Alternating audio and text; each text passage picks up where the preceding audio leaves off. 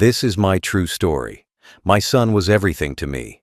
I raised him alone after his mother passed, gave him everything I could, and believed no matter how bad life got, he'd always stand by me.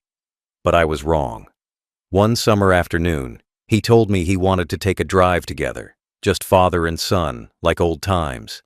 I didn't know that trip would change everything. Hours later, I was alone on the side of a highway with an envelope on the seat beside me. Inside it were words that broke my heart.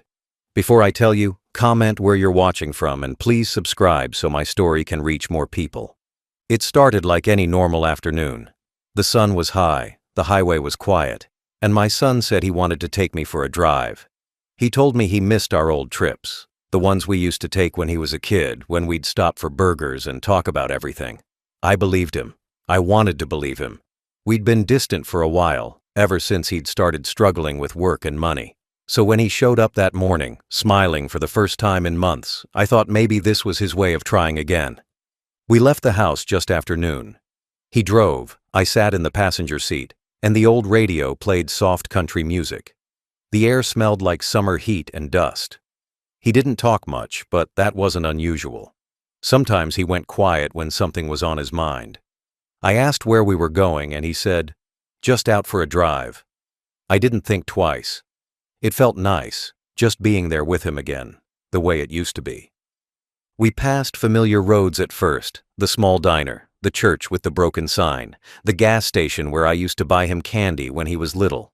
But then the scenery changed. The fields got wider, the traffic thinned out, and the signs started showing towns I hadn't been to in years. I noticed the way his hands gripped the steering wheel tight, his knuckles pale. His jaw was tense, his eyes fixed on the road ahead. He wasn't just driving, he was running from something. I tried to ask if everything was all right, but he only nodded. I didn't push. Parents learn to pick their moments. Still, something in my chest felt heavy. The farther we drove, the quieter it got. Even the music stopped when he turned off the radio halfway through a song. The only sound left was the tires humming against the asphalt and the wind pressing against the truck windows. We stopped once for gas near Tulsa. He filled up without saying much. I bought 2 coffees and handed him one, but he didn't drink it. He just stared out at the horizon like he was trying to memorize it. There was something final about the way he looked at the sky, like a man saying goodbye. I tried to tell myself I was overthinking, that maybe he was just tired or distracted. But my gut said otherwise. When we got back on the road, he started taking turns I didn't recognize. We were somewhere outside the city now, long stretches of open highway, no houses, no cars, just farmland and silence. I asked if he knew where he was going. He said yes, but his voice cracked just a little when he said it. I looked at him then, really looked, and realized how thin he'd gotten. There were dark circles under his eyes, and his face looked older than it should have. That was the moment I knew something was wrong. Still, I stayed quiet. I didn't want to scare him off, didn't want to break whatever fragile moment this was. I told myself maybe he just wanted to talk. Maybe he was finally ready to open up about the money problems, the calls from people asking for him, the nights he didn't come home. I didn't know this wasn't a drive to talk. It was a drive to leave. As the miles passed, I noticed he kept checking the mirrors, glancing back every few minutes. I asked if someone was following us. He didn't answer. His eyes stayed on the road. That silence said more than any explanation ever could. By the time we passed the old abandoned gas station near the county line, I realized we were miles from anywhere. I checked my phone. No signal. I turned to ask what was going on, but before I could speak, he slowed the truck. The engine hummed low, then stopped completely. He pulled onto the shoulder of the highway, dust rising around us. He turned to me for a moment. Not angry, not scared, just sad. The kind of sadness that doesn't need words. Then he reached into his jacket, pulled out a white envelope, and placed it gently on the seat between us. I looked down at my name written in his shaky handwriting. When I looked back up, his hand was already on the door handle. That was the last time I saw him behind the wheel. The truck came to a full stop on the side of Highway 75. The air outside shimmered from the heat, and all I could hear was the sound of engines roaring past every few minutes. He told me to stay in the truck, said he'd be right back. I thought maybe he needed to stretch his legs or make a call. I didn't question it. He stepped out, closed the door gently, and walked toward the old gas station up ahead, the one that had been shut down for years. I watched him from the side mirror. He didn't look back. He just kept walking until the sunlight swallowed him up. At first, I didn't think much of it. I waited, maybe 5 minutes, maybe 10. But the longer I sat there, the stranger it felt. He'd left the engine running, the air conditioner still humming softly. His coffee sat untouched in the cup holder. I remember looking at it, noticing how it was still warm, how he hadn't even taken a sip. I rolled down the window to see if I could spot him, but there was nothing. Just the empty road stretching in both directions and the faint whistle of the wind cutting through the fields. I called out his name once, then twice, but the sound got lost in the distance. The longer I waited, the heavier my chest felt. Something wasn't right. I stepped out of the truck and shaded my eyes from the glare. The gas station looked deserted, its windows boarded, the sign half fallen, weeds growing through the concrete. There was no movement, no sign of him anywhere, just silence. That's when I noticed it. The envelope on the seat. White, folded clean, with my name written in shaky handwriting. Dad. The word looked strange, almost like he had written it in a hurry. I froze. My first thought was that maybe it was something simple. A note, a small surprise. Maybe something he wanted me to read before we talked. But something about the way it was placed, right there in the middle of the seat, facing me, made my stomach twist. I opened the door and sat back down.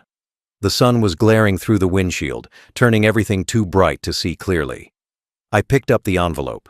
It was thin, but slightly heavy, like there was more than just a letter inside. I turned it over. No return address, no markings, just sealed tight. My fingers hesitated on the flap. I didn't want to open it.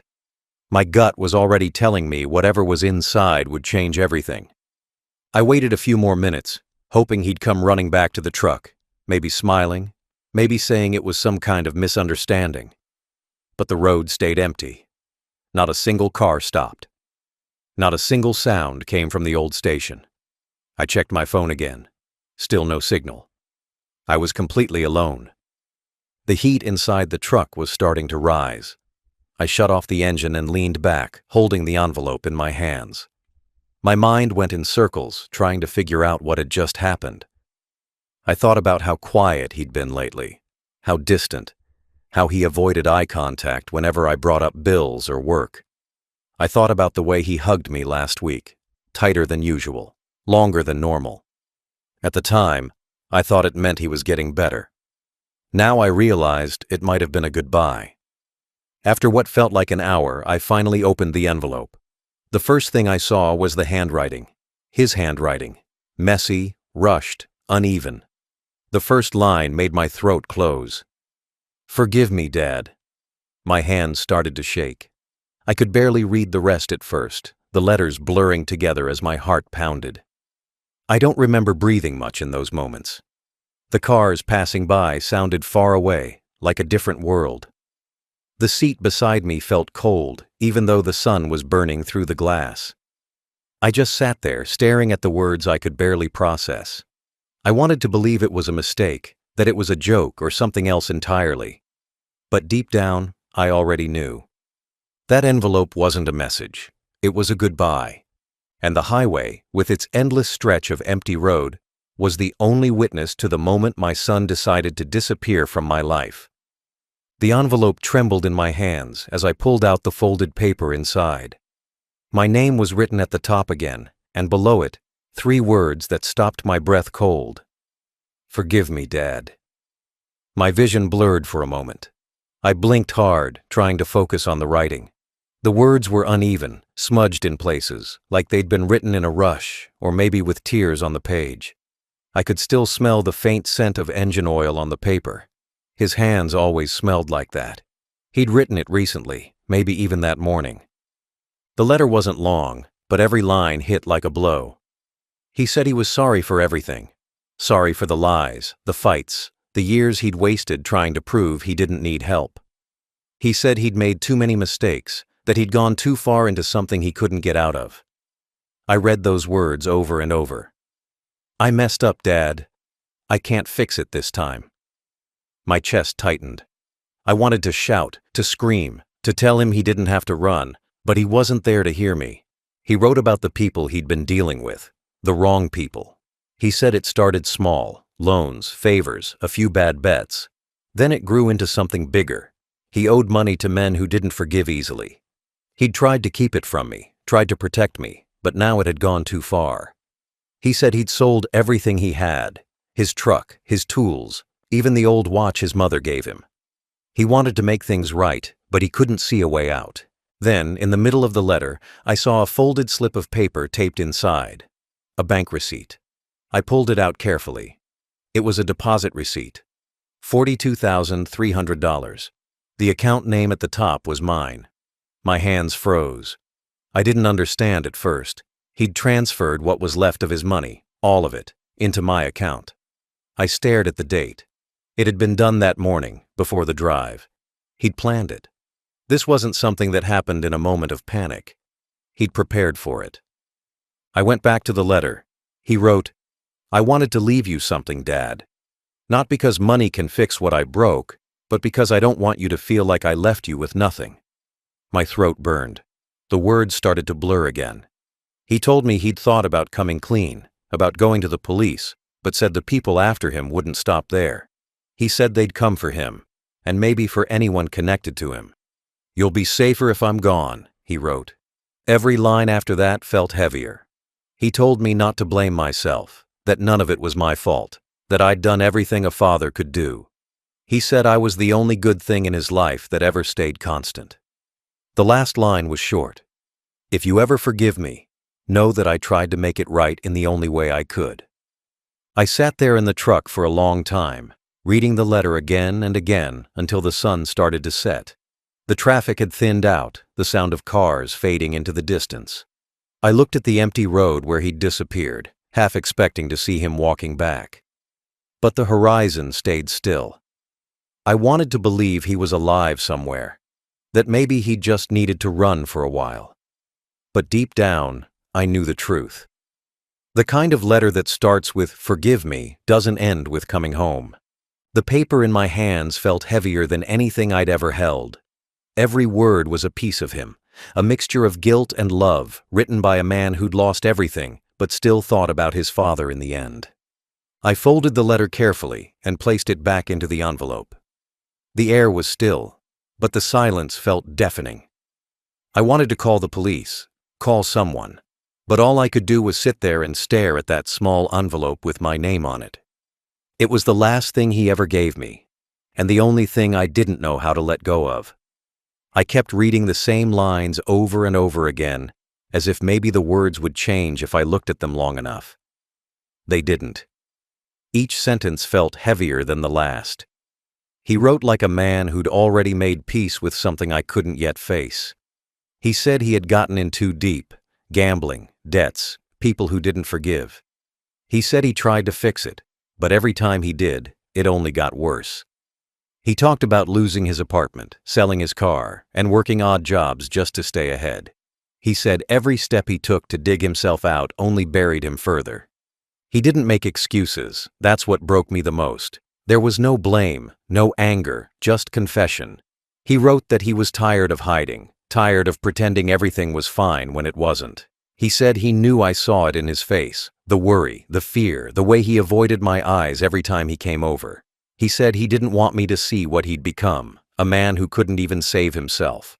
But then came the line that hit harder than all the rest.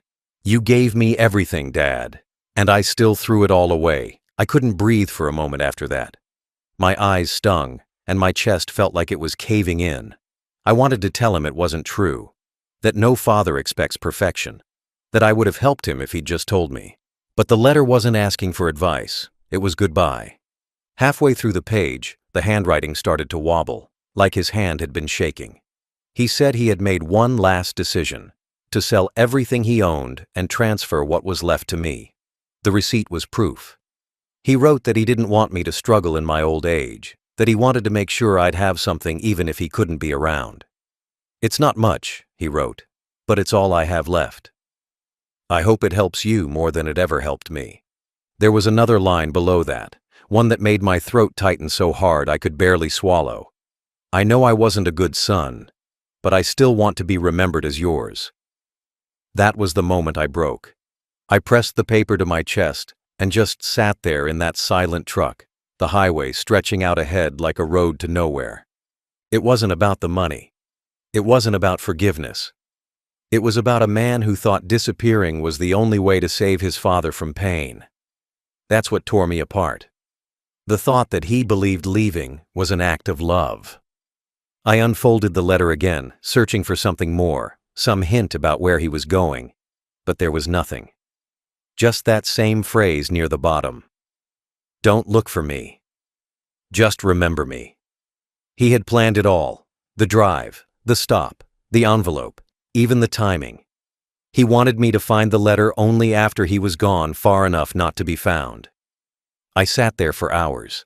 The sun dropped lower, the sky turning orange, then red, then dark. The air grew cooler, but I couldn't move. Every few minutes a truck would pass, the wind shaking the side mirrors, but I barely noticed. I kept thinking about when he was a kid, how he used to run around barefoot in the yard, how he'd shout for me to watch him jump into the creek, how proud I'd felt the day he graduated high school. It was all there in flashes, moments I didn't realize were already fading away. Then I looked back at that last line again. "I know you'll forgive me, Dad. You always did." It was true. I had forgiven him 1,000 times, for the broken things, the lies, the late calls, the debt collectors, the worry. But this time, I didn't know how. Because forgiveness only matters when the person you're forgiving is still there to hear it.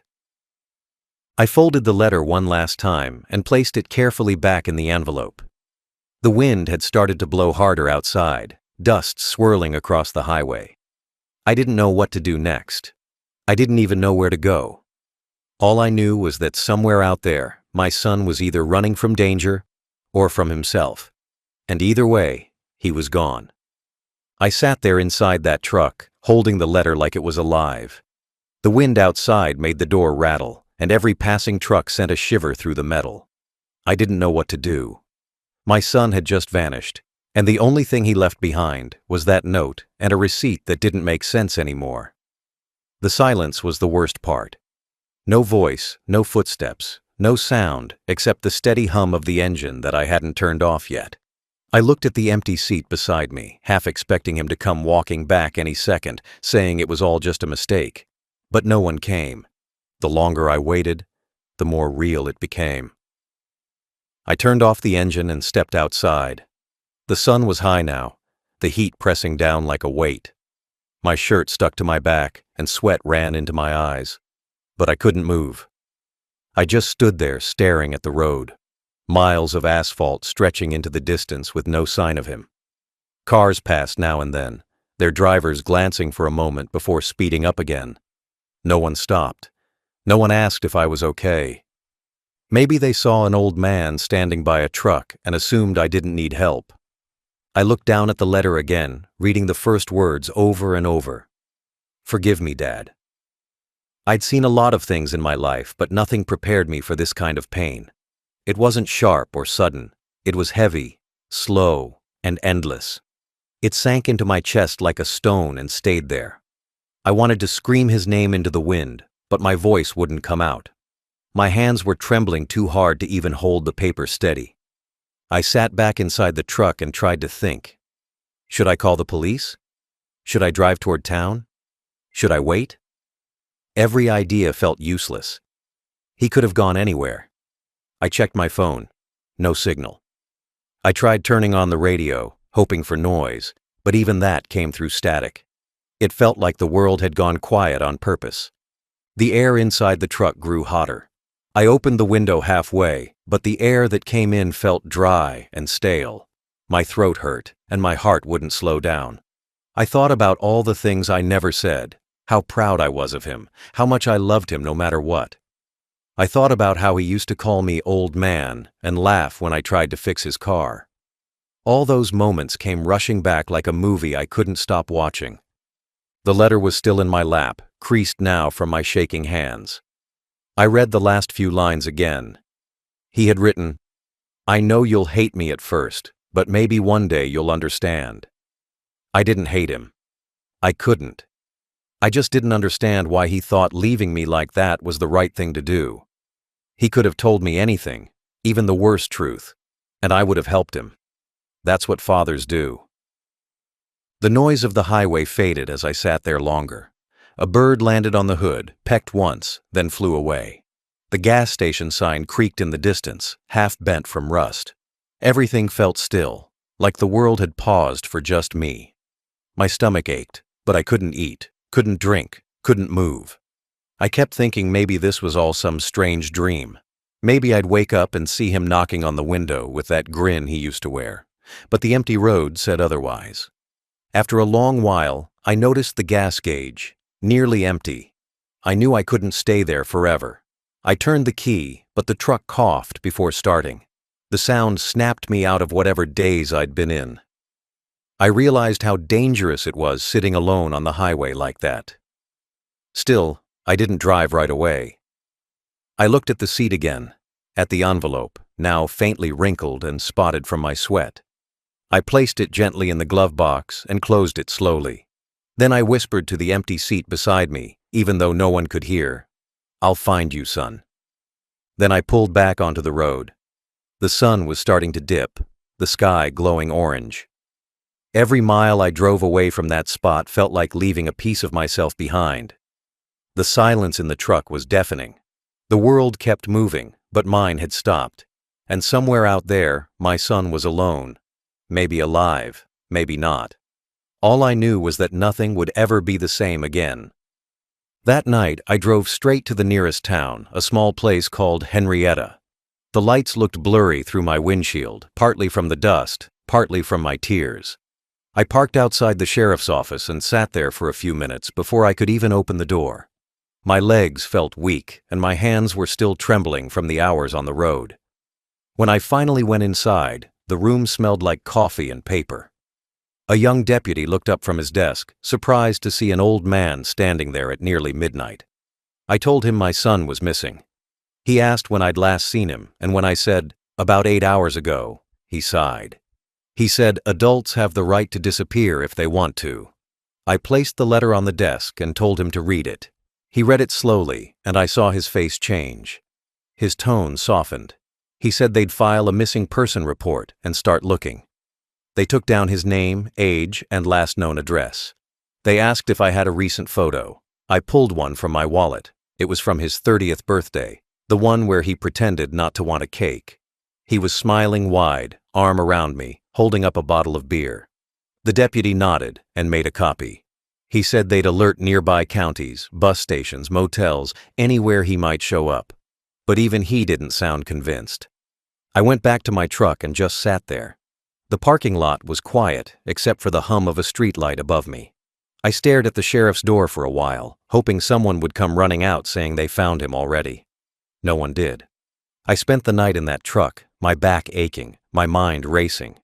Every noise made me sit up, thinking maybe it was him walking by. It never was. The next morning, I drove up and down Highway 75, stopping at every gas station, diner, and rest stop I could find. I showed his picture to cashiers, truckers, anyone who'd look. Most shook their heads, said they hadn't seen him. A few said they might have, but none of their stories matched.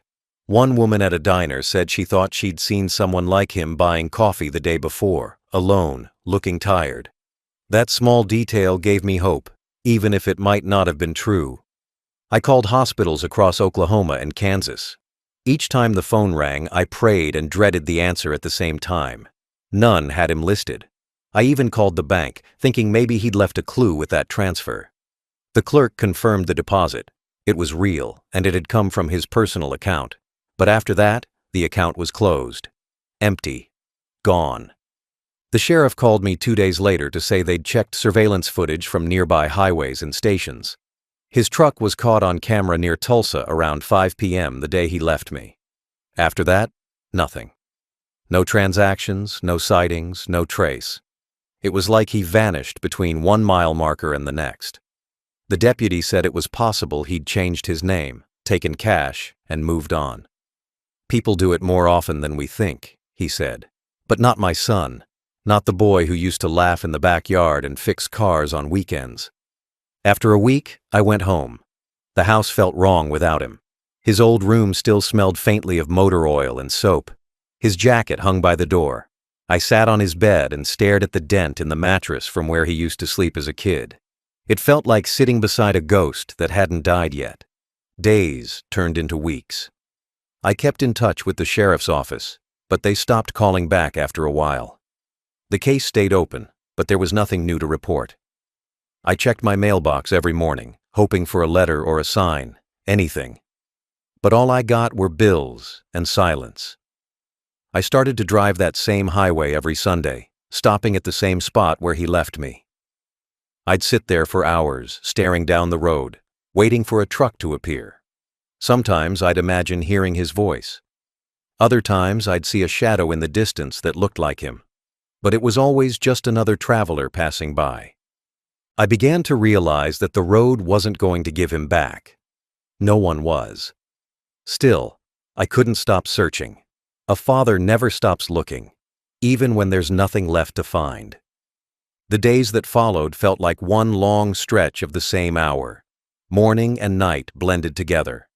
I would wake up not because I slept, but because my eyes couldn't stay closed anymore. Every time I blinked, I saw him standing beside the truck again saying, "I'll be right back," even though those were the last words I'd ever hear from him. The house was quiet. Too quiet. I turned on the TV sometimes just to fill the silence, but I never listened. The sound didn't reach me. All I could hear was that sentence from the letter. "Forgive me, Dad." I stopped cooking. Food didn't taste like anything. The neighbors came by, asking if everything was okay because they saw the sheriff's car in my driveway the night I got home.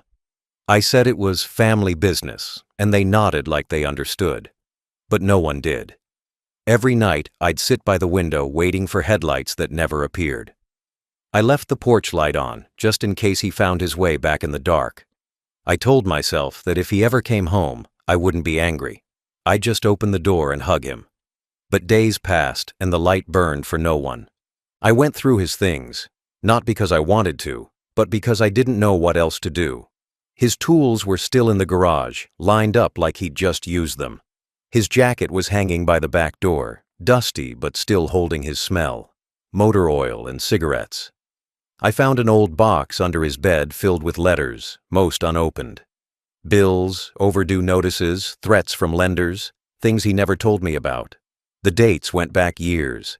He'd been drowning quietly while pretending to be fine. That realization hit harder than the letter itself. He'd carried all that weight alone, probably to protect me, and in the end, it destroyed him. I called every friend he ever had, people from his old jobs, his high school buddies, even his ex-girlfriend from years ago. Some said they hadn't heard from him in months. One said he'd been borrowing money. Another said he'd been talking about leaving the state for a fresh start. Every answer made him sound farther away, like he was already gone. The police told me they'd keep the report active, but after a week, I could tell he was just another name in a file. I started driving again, not because I had somewhere to go, but because sitting still felt worse. I'd drive out on Highway 75, pull over near the same spot he left me, and sit there. Sometimes I'd read the letter again, tracing his handwriting with my thumb. Sometimes I'd just stare at the horizon until my eyes burned. I'd imagine him walking toward me, tired but alive, saying it was all a mistake. Then I'd snap out of it and realize the only sound was the wind through the grass. I didn't tell anyone what the letter said. It felt private. Something between father and son that no one else could understand. The sheriff called again, asked if I wanted to speak to a counselor, but I said no. Talking wouldn't change anything. I didn't need therapy. I needed my son. The nights got colder as the season changed. I'd make coffee and sit outside wrapped in my old coat, looking up at the stars, wondering if he was seeing the same sky somewhere. Maybe he was alive, maybe not. The not knowing was worse than any answer. One morning, I checked the bank account he'd mentioned. The transfer had cleared. It wasn't much, just over $9,000. It felt wrong to touch it. I left it there. That money wasn't meant for spending. It was a message. He'd wanted me to have something so I wouldn't feel like he'd taken everything with him. I stared at the screen for a long time before closing the laptop. I realized then that the money wasn't what he was giving me. What he'd really left was the truth, that he was lost long before that highway day. Each day since, I've learned how to live with silence. I wake up, make coffee, water the small garden he helped plant years ago, and try to believe that maybe one day I'll get a call or a letter that says he's alive. Until then, I just keep waiting. I don't know if I'm waiting for him or for peace. Maybe both. Some mornings I wake up believing he's alive. I tell myself he's out there somewhere, maybe in another town, doing small jobs, trying to start over. I picture him walking into a diner, ordering black coffee, keeping his head low, waiting for time to fix what guilt broke. It's how I survive the days, by pretending he's still breathing under the same sun. But by night, that hope fades. The silence of the house reminds me that if he was alive, he would have called. If he could, he would have come home. The heart plays both sides, believing and grieving at the same time. I've spent hours staring at the same photo on my desk. Him at 17, holding up his first paycheck, grinning from ear to ear. He said he was going to buy me something nice with it. He came home that day with 2 burgers and a pair of socks. I laughed back then, but now that memory feels like a knife. How does a boy with that smile grow into a man who leaves his father on a highway? I keep asking myself where I went wrong. Maybe I pushed too hard. Maybe I didn't push enough. Maybe he thought I'd be better off without him. Every question leads nowhere, just circles back to pain. The sheriff called once more, months later. He said there had been a report of a man matching my son's description seen in southern Texas. Thin, quiet, working odd jobs. But when I asked for proof, he said it wasn't certain. That word, certain, I've come to hate it. It means they don't know anything, and neither do I. Still, for the next week, I drove south, searching faces at truck stops, construction sites, and shelters. I asked around, showed his photo, and every time someone said, "I think I saw him," I felt that same small spark. Then it would die out when the details didn't fit. Sometimes late at night, I replay that drive in my head, the one where he left me.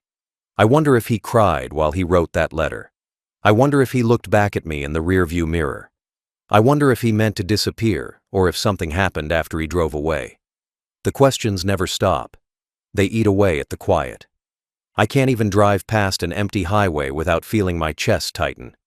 The sound of passing trucks makes me flinch. It's strange how a road can turn into a wound. Friends tell me to move on. They say it's been too long, that I should accept whatever happened. But how do you accept something when you don't know the ending? Death gives you closure. Disappearance gives you torture. I've seen parents bury their children. It's terrible, but at least they have a place to visit. I have nothing. Just a letter, a bank transfer, and an empty driveway. I sometimes sit in church, even though I'm not much of a praying man. I don't ask for miracles. I just sit there, letting the quiet hold me for a while. Sometimes I leave a folded note in the donation box. Not a prayer, just his name written on it. Maybe God knows what to do with it. I sure don't. The hardest part is the in-between. Every phone call makes me jump.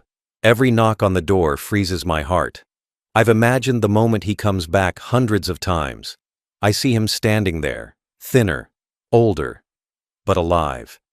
I imagine him saying he's sorry, and I imagine myself saying it's okay. But that's the thing about imagination. It always fades when you open your eyes. The porch stays empty. The phone stays silent. Hope keeps me breathing, but doubt keeps me awake. Some nights I convince myself he's gone for good. Other nights, I hear something outside, a car door, a faint voice, and I rush to the window like a fool. Nothing's there, just the wind or a stray cat. I still look though. I'll always look. Because even if I never see him again, Part of me believes he's walking somewhere under the same sky, looking for forgiveness he already has. The house hasn't felt like a home since that day. It's too big for one person now. Every room carries a memory that refuses to fade. His jacket still hangs by the back door, right where he left it. I can't bring myself to move it. The coffee mug he always used sits on the kitchen shelf, a thin crack down one side. I wash it every few weeks, even though no one's touched it in months. It's strange how we hold on to small things just to feel close to people who aren't here. I keep the letter in my nightstand drawer, folded neatly in a plastic sleeve to protect it. The edges are soft now, worn from how often I take it out. Sometimes I read it once a day, sometimes 10 times. Every word feels heavier than the last. I still remember how his handwriting looked, hurried, uneven, but strong. It's the kind of handwriting you recognize in a heartbeat, even after years apart. I trace the words, "Forgive me, Dad," with my thumb every time. They hit me harder the longer I live with them. His room upstairs hasn't changed. I dust it once a month and open the window to let air in. His old guitar still leans against the wall, missing 2 strings. His bed is made, his sneakers tucked under it like he'll need them again someday. The smell of old cologne still lingers faintly, mixed with dust and time. I've thought about boxing his things up, but every time I try, I freeze. Packing them away feels like saying he's not coming back, and I can't do that, not yet. The nights are the worst. The house creaks when the wind hits, and for a moment I think I hear his footsteps. I know it's just the air moving through the vents, but I still look down the hallway anyway. I keep expecting to see him leaning on the doorframe, smiling, like when he was little and couldn't sleep. The silence afterward hurts the most. It's the kind of silence that feels like it's listening to you. I end up turning on the radio, keeping the volume low, just to hear another voice. I stopped locking the front door months ago. Part of me thinks that if he ever finds his way back, I want him to walk straight in without hesitation. I even keep the porch light on, though the bulb keeps burning out from overuse. The neighbors probably think I'm forgetful, but it's not that. It's hope. Hope disguised as a lamp. Every night before bed, I look out the window to make sure it's still shining. Sometimes I find myself talking to him, not loud, just in a quiet mumble while I'm doing chores. I tell him what I fixed around the house, or what the weather's been like. I tell him the tomatoes in the garden didn't grow well this year. I don't expect an answer, but saying those things makes it feel like he's still part of my life somehow. Like the world hasn't taken him completely. A few months ago, I found a voicemail on my phone I'd forgotten about. It was from him, weeks before he disappeared. He said he was sorry for missing dinner and that he'd make it up to me next week. I replayed it so many times that I memorized every breath, every pause. Then one day, the phone updated, and the message disappeared. I sat there for hours, staring at the blank screen, trying to remember the exact sound of his voice. It's fading now, little by little, and that scares me more than anything. I still go out every morning to get the mail, hoping for something with his handwriting. A card, a note, anything. But the mailbox stays empty, just bills, advertisements, and silence. It's been long enough that people have stopped asking about him. The sheriff doesn't call. The neighbors don't mention it. Life has moved on, for everyone but me. I'm still in that same moment on the highway, still holding that same letter, still waiting for a knock that may never come. The house feels heavier every year, but I can't leave it. This was his home. It's the only place where his shadow still lives. Some nights, when the wind blows through the trees, it almost sounds like the hum of his truck pulling into the driveway. I sit up in bed, listening, hoping. Then I remember the truth. He's still out there, somewhere. Or maybe he's gone forever. But either way, I'll keep the light on for him. Because that's what fathers do. It's been years now, but I still remember every second of that day on the highway. The smell of hot asphalt, the sound of trucks passing by, the sight of that envelope sitting on the seat beside me. Some memories fade with time. That one doesn't. It's stuck to me like a scar that won't heal. I've learned that when someone you love disappears, time doesn't move forward. It just loops around the same pain, over and over, until you forget what peace feels like. People tell me I should move on. They say maybe he's gone and I need to accept it. But they don't understand. You can't move on from your own blood. You don't stop being a father just because your son is missing. I still set a plate for him every Thanksgiving, still keep his birthday marked on the calendar. It's not because I can't let go. It's because I don't want to erase him. As long as I keep him in the small moments, he's not completely gone. Sometimes I think about what must have been going through his mind when he wrote that letter. Maybe he thought he was saving me from something. Maybe he thought disappearing was the only way to stop the trouble he was in. The words, "Forgive me, Dad," weren't an apology. They were a goodbye. And I didn't understand that until much later. He wasn't asking for forgiveness. He was giving up. And that's what hurts the most. That he didn't believe he could be saved. I've kept every part of him that I could. The photos, the jacket, the bank receipt, even the broken guitar. Each one feels like proof that he existed, that he was real. But none of it replaces his voice. That's what I miss the most. Not the words, just the sound of him saying, "Dad." I used to think the house was too quiet because he wasn't here. Now I think it's quiet because I've stopped talking. Silence becomes a habit when you've got no one left to listen. There are moments when I feel him near, when I'm out on the porch watching the wind move through the trees, or when I drive past the old gas station where he left me. Sometimes I catch myself talking to him without realizing it. I tell him what I fixed around the house or what I cooked that day. I tell him I forgive him, even if he never hears it. Forgiveness doesn't bring him back, but it keeps me human. It stops the anger from turning into something worse.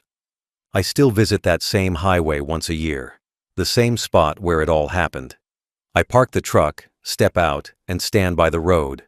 I look down that long stretch of pavement and wonder how far he drove before he disappeared. I don't cry anymore. The tears ran out long ago. Now I just feel tired. Tired of waiting. Tired of not knowing. But I keep going back. It's my way of staying connected.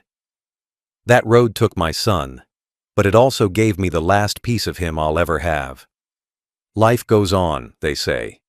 Maybe it does, but not for everyone. Some of us stay frozen in a single moment, trying to make sense of something senseless. Every time I pass a father and son working together, laughing together, I look away. It hurts too much. They remind me of who we were, and who we could have been. I used to imagine a future where he had a family, kids of his own, a better life than I ever did. Now all I imagine is that he's safe somewhere, even if I never see him again. I don't know if he's alive or dead. I've stopped asking the sheriff. I've stopped searching online. I just wake up, drink my coffee, and whisper his name once before the day starts. It's the only prayer I know how to say anymore. Sometimes I think maybe that's what being a parent really means, carrying hope even when there's no reason left to. My son left me on that Oklahoma highway with nothing but a letter and a promise I never understood. I don't care about the money he left behind. I don't care about the questions that will never be answered. I just want one more moment to see him, to tell him that he didn't need to disappear to earn forgiveness. He already had it. Maybe one day I'll find out what really happened. Maybe I won't. But until that day, I'll keep the porch light on, the door unlocked, and his name alive in this house.